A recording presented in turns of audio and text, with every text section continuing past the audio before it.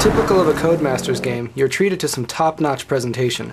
Like Dirt and Grid before it, Dirt 2 delivers a unique menu system that immerses the player in the lifestyle of a world-traveling race driver. From your mobile home trailer, you can select the tour, your stuff, multiplayer modes, extras, or opt to go outside and look around at the city you're in. Everything about this game is about looking its best and showing off a lot of pizzazz. A lot of work went into making this game look great, and it definitely shows.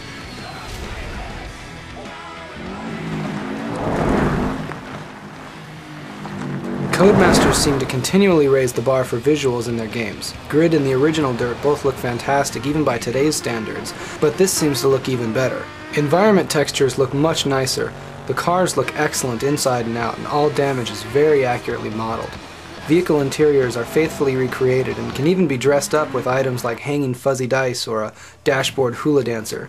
Anti-aliasing and motion blur filters ensure that this game looks great at any speed and at any time. Whether it's driving in a race, watching a replay, or just walking around your trailer, everything looks amazing. This is one of the best looking games 360 has to offer.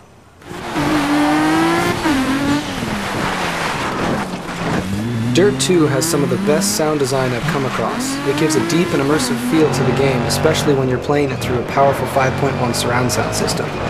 Everything from the scream of the spinning turbos to the rocks and gravel bouncing off the bottom of your car, everything makes your blood pump just a little bit quicker.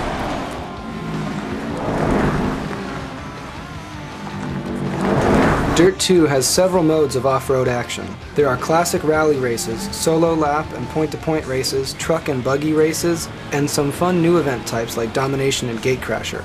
Domination has you competing for sector times, and Gatecrasher has you hit as many foam blocks as you can while driving through a course. But my personal favorite has to be Trailblazer, where it's just you, your car, and a winding road. While there's a little something for everyone here, there's a lot more emphasis on multi-car brawls and circuit racing than I would like. Rally and solo Trailblazer events feel few and far between when progressing through the career. Progression through the tour is surprisingly open. The game uses a leveling system to unlock events and areas. The more experience you earn, the more events you can participate in. There are many areas you can race in, each with plenty of their own events, but some have very few tracks. There are also X Games and World Tour Championships which you can compete in later in the game. You have a pretty wide variety of options for race types and locations, even in the early stages. Later in the game, though, it can feel a bit overwhelming. The driving physics are a step up from your average arcade racer. It definitely has its own quirks, but in my opinion it's one of the best blends of realism and playability.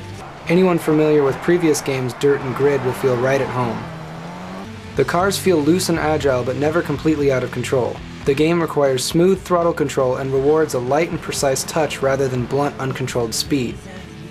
It's very satisfying to nail a series of fast sweeping corners barely hanging on to control. But should you happen to lose some of that control and find yourself wrapped around some of the local scenery, Dirt 2 carries over one of the most popular features from its predecessor, the flashback. In the event of a catastrophe, poor racing line, or some AI moron spinning your car, just tap the rewind button and pick a spot to pick up and continue. It's an excellent feature that Grid made me wonder how I ever did without, and it fits perfectly into Dirt 2.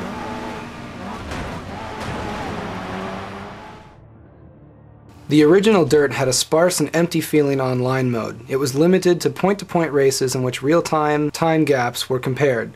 Fastest racer won, and that was that. It was a novel approach, but it left the player feeling very disconnected. Dirt 2 learns from its mistakes and expands on it to more popular multiplayer race types like the raid trucks and rallycross events. There are player races, ranked events, and online leveling systems separate from the solo campaign. It's also very friendly about grouping up with your friends over live. It will certainly extend the lifespan of the game, and the changes are a welcome addition. For a niche racing game, Dirt 2 is fantastic. It tries to bridge the gap into mainstream with the overabundance of crash derby modes, but its core mechanics are very solid. Codemasters' previous games have held a special place in my gaming shelf, and Dirt 2 is no different. It could definitely use some more point-to-point rally tracks and events, and a less overwhelming career structure, but as a whole, it stands as a top pick for racing titles. It's not perfect, but it is still a fantastic game. I give Dirt 2 a 9 out of 10. Here you go, everybody.